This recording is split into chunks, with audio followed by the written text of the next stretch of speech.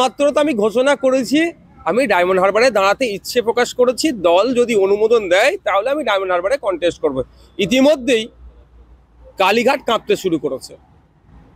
যে অভিষেক ব্যানার্জি নবজোয়ার যাত্রা পাহাড় থেকে সাগর করলেন, যিনি বলেন বা যার দল বলেন যুবরাজ, সেই যুবরাজ একটা নির্দিষ্ট জায়গায় আজকে তার বাইরে যাবে না বলছেন। কারণ কি? গ্রাসরুট লেভেলে তার সংগঠনের অবস্থা তিনি ভালো করে বুঝে নিয়েছেন।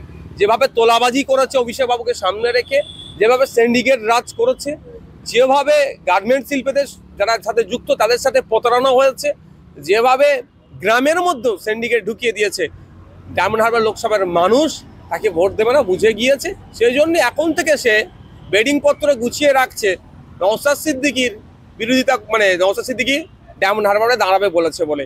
ছোট বড় মেজো সেজো নেতারা ভাষাগত তো আমার মুন্ডুপাত করছেন।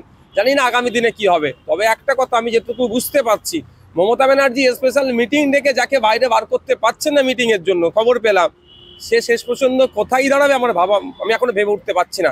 তবে নমিনেশন জমা দেওয়ার পরে আমার তো মনে হয় এই শান্তিনিকেতন থেকে বেডিং পত্র নিয়ে লোকসভা, ডায়মন্ড হারবার লোকসভার মধ্যে যে 7টা বিধানসভা আছে, 7টা হয়তো বাড়ি বানিয়ে, অর্থের তো অভাব নেই, কোথা থেকে আসছে অর্থ সেটা নিয়েও প্রশ্ন থেকে যাচ্ছে।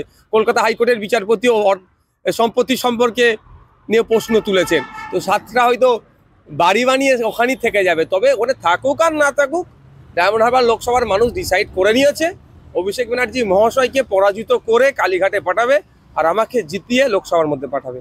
মানে আপনার ভয়? দেখুন, আমার ভয়ের থেকে বড় কথা মানুষ আজকে সোচ্চার হচ্ছে, মানুষ আজকে সজাগ হচ্ছে, মানুষ প্ল্যাটফর্ম খুঁজছিল। ডায়মন্ড হারবারের মানুষের ক্ষোভের বহিঃপ্রকাশ করার জায়গা পাচ্ছিল না, পেয়েছে নওশাদ সিদ্দিকী, পেয়েছে প্ল্যাটফর্ম হিসাবে।